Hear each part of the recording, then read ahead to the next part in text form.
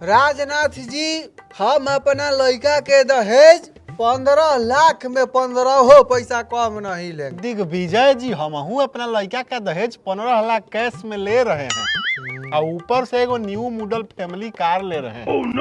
हाँ, तो कार के कोनो वैल्यू है? दिन पर दिन तो उसका दाम घटबे करेगा लोहा लकड़ चीज का।